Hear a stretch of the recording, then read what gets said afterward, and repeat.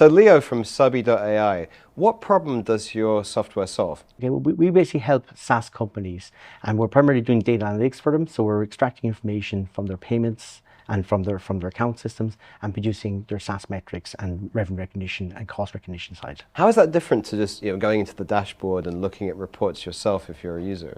Well, like Stripe has a wonderful dashboard and it's really, very, very good.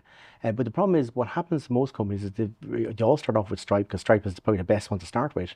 But oftentimes they have some other different solution they need afterwards, like an account system typically, where they're dealing with more enterprise type customers and they have to have do invoices and bank payments and that kind of stuff as well.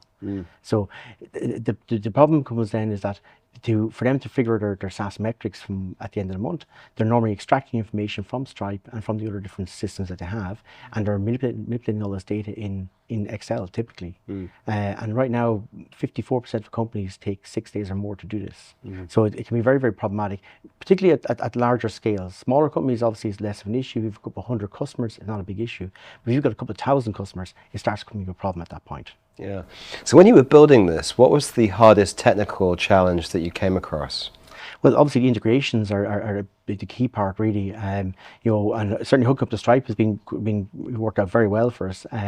But there are challenges trying to make decisions over, if you have, for example, payments and there's no invoice, do you create the invoice? There's all this kind of anomalies that happen within the data that you need to figure out and make solutions to as well, so you can get the data streamlined. And how do you manage dealing with such a large amount of data when you're querying the Stripe API going backwards and forwards? It works pretty well. I mean, we tend to pull the data down and then basically bring it into a database and then manipulate in the database ourselves.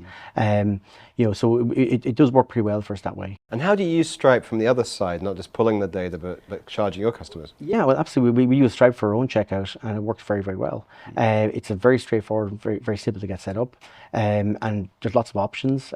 Certainly, one of the options I'm going to look at in more detail now is the whole rate-based API type of stuff, which I know it's coming as well, because that's obviously more of an issue for people as well. So we're certainly going to look at that in more detail over the next period of time. Yeah. Now you've come here today to our Build Day in Dublin.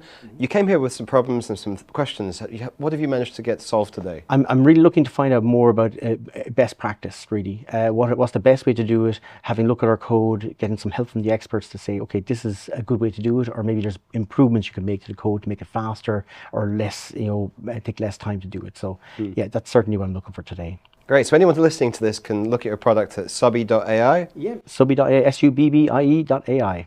Great. Well, thanks for coming to Build Day today and sharing this with us. That's great. Thanks, James.